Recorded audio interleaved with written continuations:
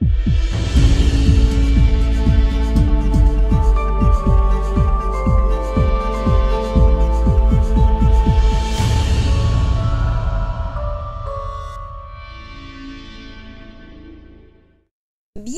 sur la chaîne de Znia, mon nom est Emma et j'ai le plaisir de vous parler des arts divinatoires.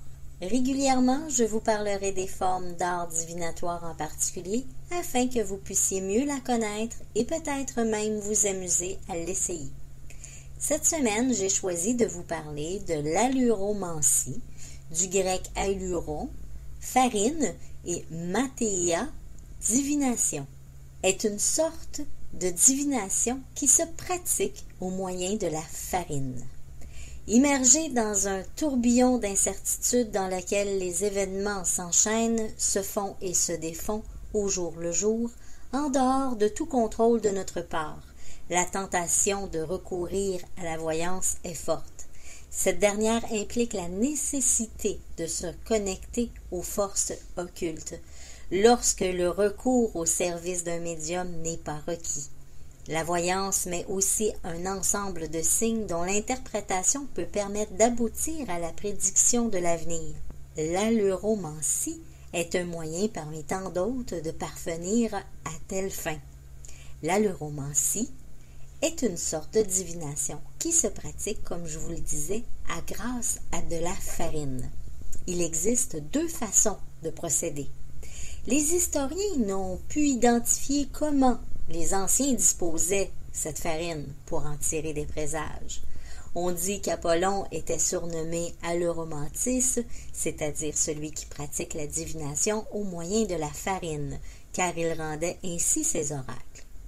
D'après Diderot, écrivain philosophe de 1713 à 1784, l'alluromancie aurait été utilisée dans les religions païennes et même dans la religion chrétienne.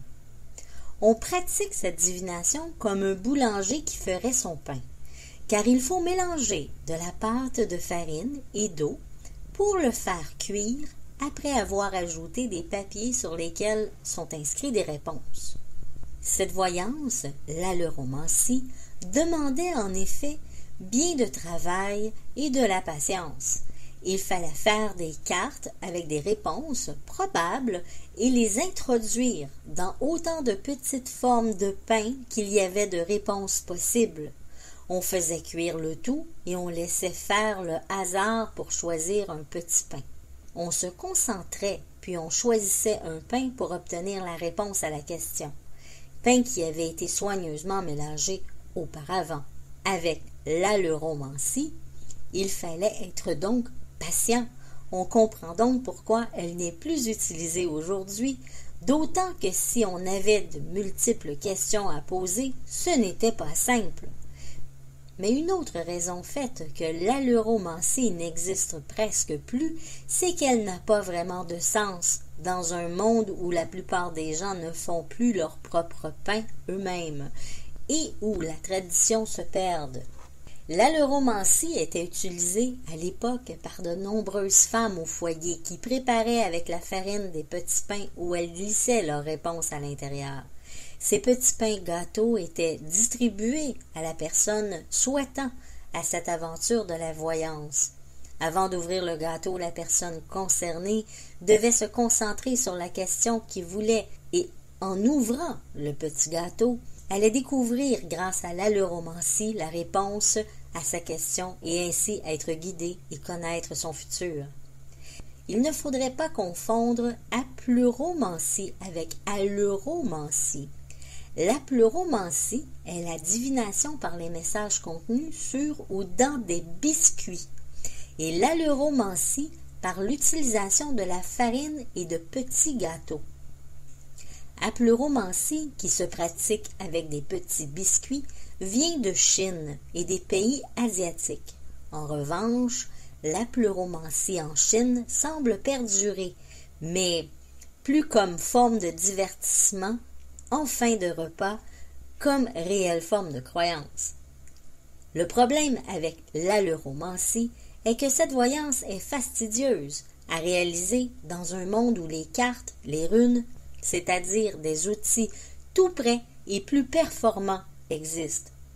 Du coup, à choisir entre des pains qu'il faut faire et peut-être même gâcher et des cartes qui peuvent resservir autant que l'on veut, la réponse est trouvée. On choisit le plus simple. L'autre raison de la chute de cet art est que la farine suscite un certain respect en tant que nourriture et on ne joue pas avec la nourriture. Mais la troisième raison est la plus importante, est que la personne qui fait les petits pains doit de préférence être une tierce personne, car il est trop facile de reconnaître ses propres œuvres et donc de choisir un peu sa réponse. Il suffit parfois de peu, une forme, une petite marque, pas grand-chose, mais des choses qui permettent de choisir la réponse qui nous conviendrait le mieux. Et pourtant, le fait de choisir soi-même l'intitulé des réponses que l'on mettra dans la farine, on peut avoir une bonne vision des choses. Une véritable avis détaillé mais tellement orienté en même temps qu'il n'est peut-être pas si mal que cette voyance soit éteinte et que l'on utilise la farine pour faire des gâteaux. Il existe une autre façon de pratiquer cet art divinatoire, qui n'est pas vraiment plus simple. Il suffit de prendre un bol d'eau et d'y mettre de la farine. Pour l'interprétation, il faut fixer les formes que prenne la farine, mais ça implique que nous devons connaître les signes et les symboles qui sont identiques à ceux du marc de café. Parmi les auteurs anciens qui, dans leur ouvrage encore consultable dans certaines bibliothèques historiques, ont traité avec force détail des signes ou symboles à interpréter comme on le ferait pour la farine ou la marque de café. Ceux-ci ont notablement puisé leur codification à une même source. Cette inspiration commune se perçoit tant dans la transcription, parfois strictement identique, des formes ou des dessins déposés au fond d'une assiette, que dans la structuration de leur observation. Certes, un lexique parfaitement détaillé peut être nécessaire, voire indispensable, à toute néophyte, mais n'est-il pas notoirement insuffisant pour interpréter correctement les signes laissés par les marques de café ou la farine et déceler ainsi les perspectives d'avenir, malgré tous les efforts pour dissiper d'éventuels errements que d'incertitudes demeurent pour lever un supposé triple voile? Il ne faut pas s'attendre à trouver par ces divers procédés des dessins parfaits et réguliers, car cela arrive excessivement rare, et l'avenir restait couvert si l'art, l'imagination et l'intelligence ne venaient pas, comme toujours, au secours du devin.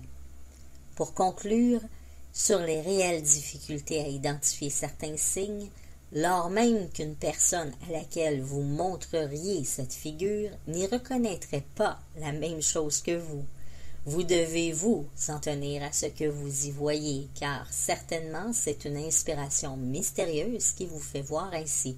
Quant à la manière de faire la lecture et de lier les phrases entre elles pour leur donner un sens entier et complet, alors tout ceci reste très complexe. Maintenant que vous connaissez mieux l'aleuromancie, j'espère que cette vidéo vous a plu. Si c'est le cas, n'hésitez pas de la faire connaître sur les réseaux sociaux. Merci d'avoir été avec moi et je vous dis à très bientôt dans une prochaine vidéo.